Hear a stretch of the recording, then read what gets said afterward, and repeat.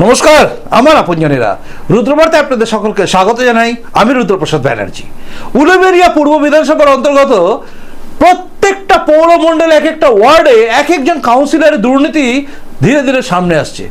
যেই মুহূর্তে পরিবর্তন হয়ে গেছে সরকারের, যেই মুহূর্তে জনগণের সরকার এসছে, মানে ভয় আউট ভরসা ইন হয়েছে, সঙ্গে সঙ্গে কিন্তু সাধারণ মানুষরা যারা এতদিন পর্যন্ত মুখ বুঝে অত্যাচার সহ্য করেছিল তারা প্রত্যেকে সোচ্চার হচ্ছে এবং একের পর এক দুর্নীতির কাণ্ড সামনে আসছে। আমি আপনাদের সামনে দেখিয়েছিলাম কিভাবে কম্বল চুরি ধরা পড়লো তৃণমূল নেতার, যার মধ্যে জড়িত হচ্ছে তদানীন্তন সেই সময়কার কাউন্সিলর থাকা, ওই ওয়ার্ডে কাউন্সিলর থাকা স্বপ্না সেন এবং তার স্বামী বেনু সেন, যাদের কথা বারবার উঠে আসছে। কম্বল চুরি বা কম্বল লুকিয়ে রাখার দুর্নীতির মধ্যে যুক্ত হচ্ছে এই স্বপ্না সেন এবং বেনু সেন। আজ আমি আপনাদের বলবো বাউরিয়ার আরো একজন কাউন্সিলর, যার পরিচয় হচ্ছে খুব ভালো মানুষ, খুব ভালো লোক, যদিও এলাকাবাসী বলে তার সঙ্গে থাকা লোকজনের সন্ত্রাস এবং তার চাপা সন্ত্রাসের কাছে সবাই এতদিন পর্যন্ত মাথা নত করেছিল। সামাজিক পরিচয় হিসেবে তার পরিচয় হচ্ছে ডাক্তার, কিন্তু ডাক্তার থাকা ডাক্তার সুমন সাপুয়ের বিরুদ্ধে একটা ভয়ঙ্কর অভিযোগ এবার উঠেছে।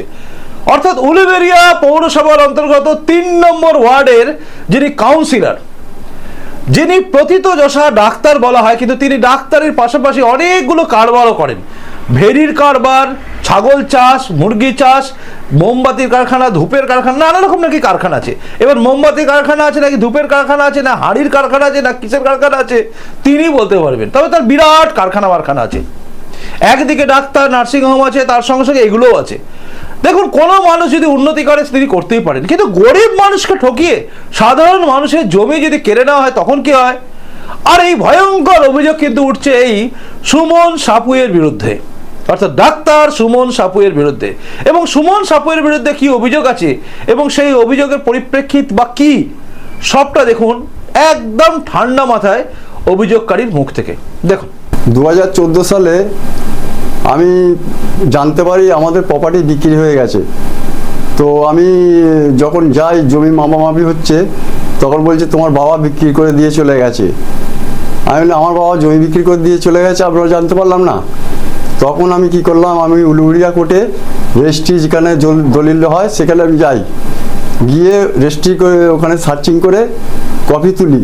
কপিতে দেখি আমার বাবা মানে সাজিয়ে অন্য এক ব্যক্তিকে, আমার 2 কাকা গোবিন্দ মণ্ডল, দীনেশ মণ্ডল এবং আরও অনেকে আছে, ষড়যন্ত্র করে সব মানে জড়িয়ে আমাদের সম্পত্তিটা বিক্রি করে দিয়েছে। তার বিরুদ্ধে আমি একটা মামলা করি। কার কাছে বিক্রি করেছে? ওটা হচ্ছে বিক্রি করেছে মুসলিমগুলোর নাম হচ্ছে ফতেজা বেগম আর সানোয়ার আলী। এরা জমিগুলো কেনার পরে আমি মামলা করি। মামলা করার পরে ওদের নামে এফআইআর হয়, কোর্ট থেকেই হয়। ওরা জেলও খাটে। জেল কাটার পরে এবারে কিছুদিন পরে আমি আবার পার্টিশন মামলা করি।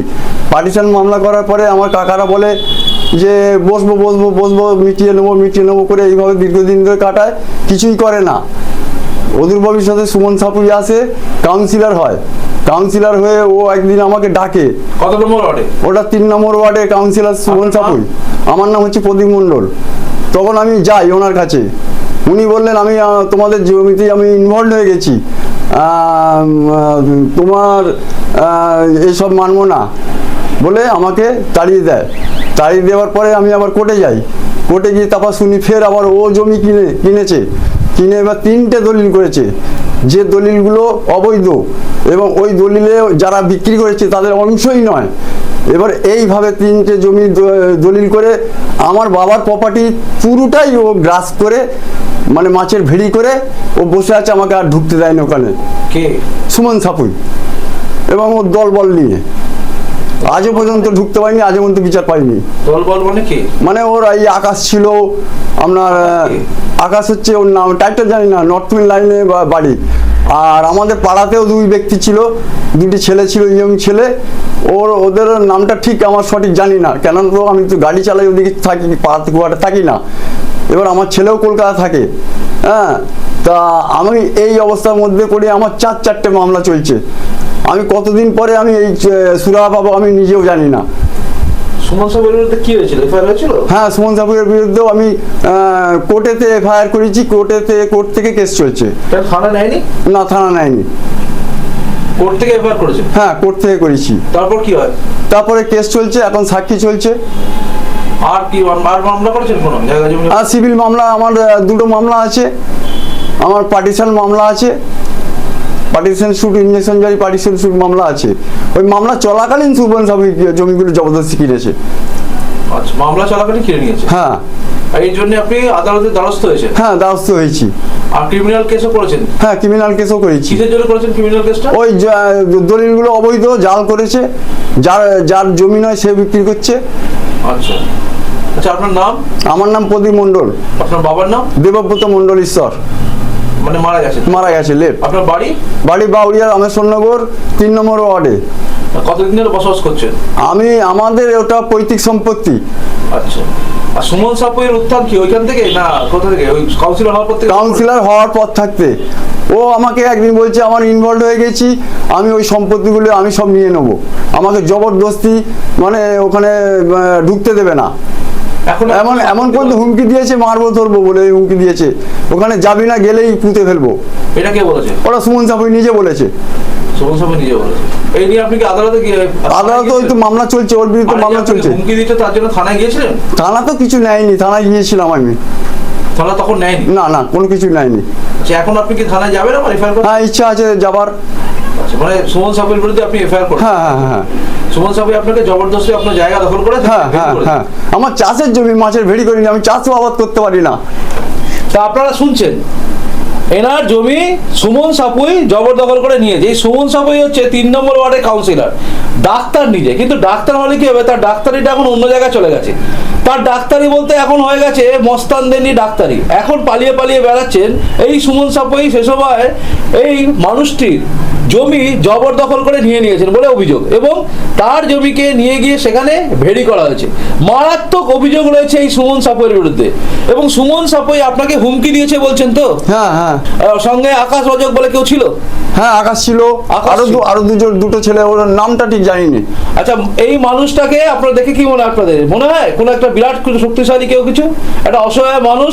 আপনি গেছিলেন কিন্তু আদালতে যেতে হয়েছিল, পুলিশ নেয়নি। না, মানে তৃণমূলের রাজত্বে যেহেতু তৃণমূলের কাউন্সিলর, তাই পুলিশ কোনো কিছু ব্যবস্থা নেয়নি। বেনু সেন যতদিন এখানে ছিলেন ততদিন সুমন সাপুই এরা সবাই মিলে ছিলেন বাউরিয়া থানার। তার নেতৃত্বে সব সময় মানুষকে ডিপ্রাইভ করা আছে। এরকম সাধারণ মানুষকে ঠকিয়ে তার জমি নিয়ে হড়প করে বসে এখন ভেরি করে সেখান থেকে লাখ লাখ টাকা কামাচ্ছে এই সুমন সাপুই। এবং সুমন সাপুই এখন পালিয়ে গেছে এই কারণেই বলছে, তার কারণ হচ্ছে তিনি এই জায়গায় আসছেন কি না, কই আমি দেখতে পাচ্ছি না। সুমন সাপুই এখন আর আসছে না, তার কারণ হচ্ছে সুমন সাপুই এরকম কত কেস করেছে আমি জানি না। তবে এই ভদ্রলোক যিনি এসছেন, আপনার নাম কি বললেন? আমার নাম প্রদীপ মণ্ডল। প্রদীপ বাবু আমাদের কাছে এসছেন এবং আমার কাছে এসে জানিয়েছেন অভিযোগটা। এবার আপনারা বলুন এর বিরুদ্ধে কি ব্যবস্থা নেওয়া উচিত। সাদা চোখে ভালো লাগে যাদেরকে, তারা অ্যাকচুয়ালি কতটা ঘৃণ্য লোক এবার বুঝতে পারছেন। আকাশ রজক বলে একটি ছেলে, ক্রিমিনাল টাইপের ছেলে, লোককে মারধর করে, তাকে সঙ্গে রেখে এই সুমন সাপুই যিনি ওয়ার্ডের কাউন্সিলর লোককে ত্রাস করেছেন, লোকে জমি কেড়ে নিয়েছেন এবং কেড়ে নিয়ে সেখানে ভেরি তৈরি করে টাকা কামাচ্ছে।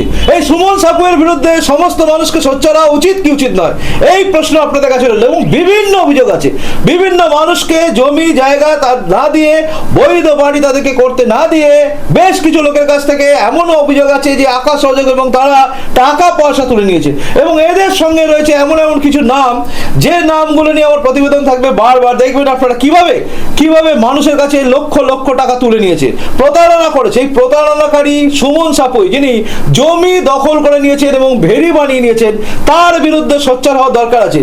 আমি অনুরোধ করবো, আপনি কি মাননীয় মুখ্যমন্ত্রী আমাদের শুভেন্দু দা, মানে আমাদের সকলের আমি চাইছি অনুরোধ করুন, আমি অনুরোধ করছি মুখ্যমন্ত্রীকে, আমি অনুরোধ করছি। আমি দীর্ঘদিনে আমি আর পাচ্ছি না, না এইভাবে, আমার বয়স হয়ে গেছে, আমি কি দেখে যাব, আমি কি রেখে যাব আমার ছেলেদের জন্যে, আগামী প্রজন্মের জন্যে? আমাকে বাঁচান সবাই, হ্যাঁ, নাহলে আমি মরে যাব। আমি খুব মানে চিন্তার মধ্যে রয়েছি, আমার ছেলের ভবিষ্যৎও করে দিতে পারছি না। আমার ছেলেকে বিটেক করার ইচ্ছা ছিল, তাকে ডিপ্লোমা করে আর পড়াতে পারিনি। আমি এই কেসের মধ্যে জড়িয়ে যাই, দীর্ঘদিন ধরে আমাদের উপরে অত্যাচার করছে। একটা দাগকে দু ব্যক্তি বিক্রি করছে দুবার ধরে। কি করে হয় সুমন সাপুই এইভাবে জমি দলিল করেছে?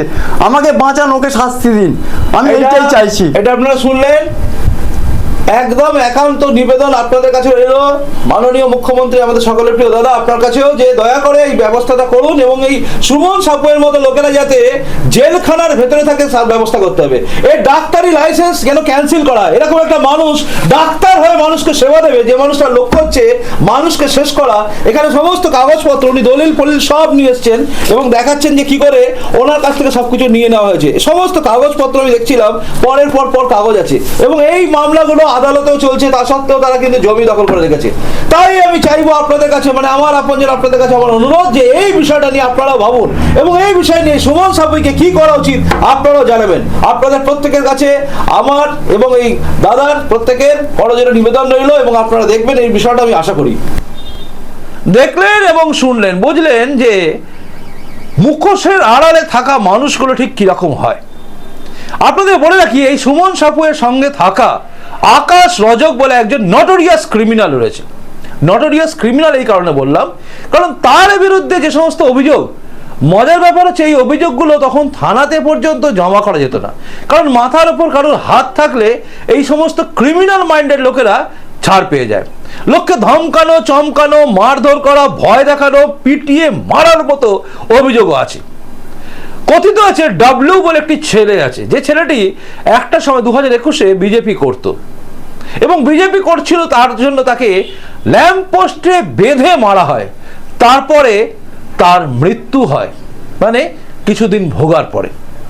এই ঘটনাটা সবাই জানেন, কিন্তু ওই ঘটনাটা আড়ালে থেকে গেছে, কারণ দুর্দণ্ড প্রতাপ এই আকাশ রজককে ঘিরে কোনো প্রশ্ন ওঠে না। শোনা যায় খুব সুন্দর সুচতুরভাবে তিনি খেলেছেন, হসপিটালে ভর্তিও হয়েছে, হসপিটাল থেকে বেরিয়ে এসছে, মানে সমস্ত কিছু অ্যালিবাই তার রেডি ছিল যে কি করে সে কি করেছে। আর এরকম নটোরিয়াস ক্রিমিনাল মাইন্ডেড লোকেরা সব করে। এবং শোনা যায় সেখানে একজন মানুষের, গরিব মানুষের জমিটা কেড়ে নিয়ে, ঘরটা কেড়ে নিয়ে একটা দোতলা বাড়ি তৈরি করে ফেলেছে।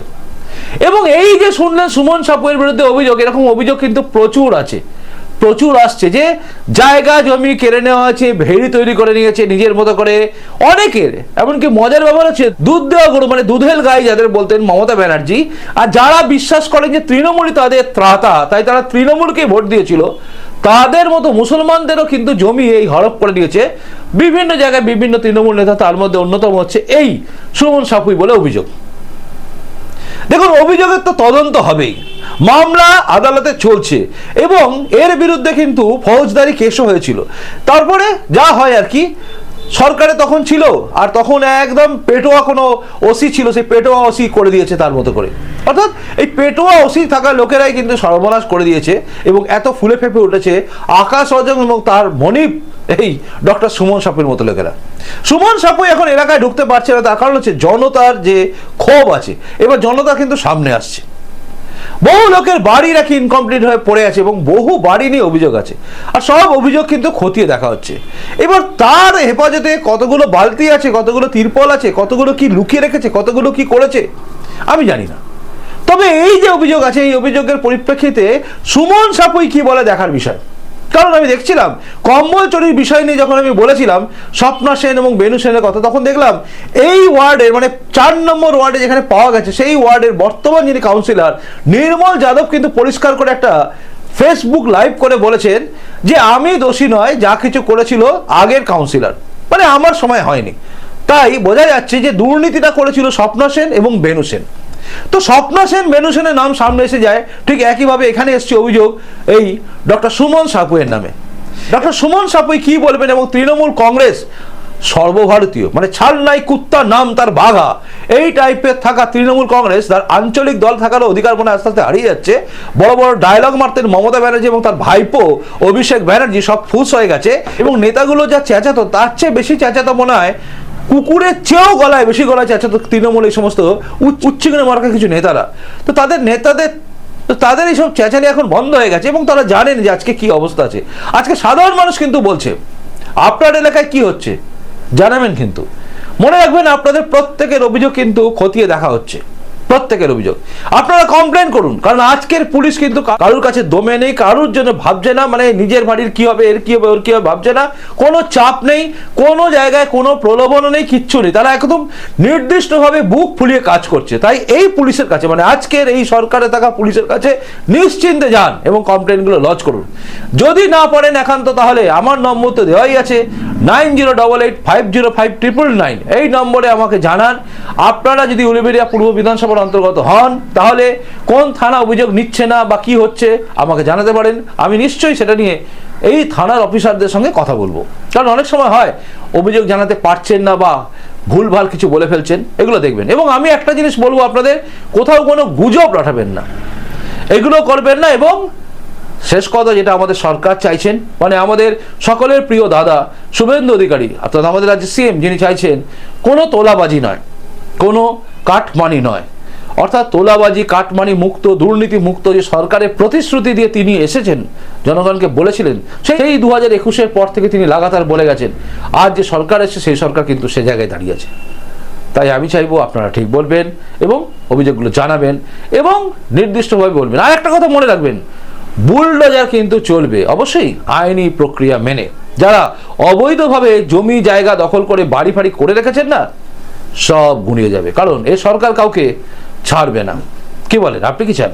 আপনাদের প্রত্যেকের কমেন্টসের অপেক্ষায় আমি রইলাম, আর আমার পরবর্তী প্রতিবেদন দেখার অপেক্ষায় আপনি থাকুন। ফেসবুক থেকে দেখলে এই পেজটাকে লাইক করবেন এবং ফলো করবেন, আর ইউটিউব থেকে দেখলে অবশ্যই চ্যানেলটা সাবস্ক্রাইব করে আমার আপনজন হয়ে তারপর যাবেন। খুব ভালো থাকুন, আসি, নমস্কার, বন্দে মাতরম, ভারত মাতা জয় হোক, জয় হিন্দ।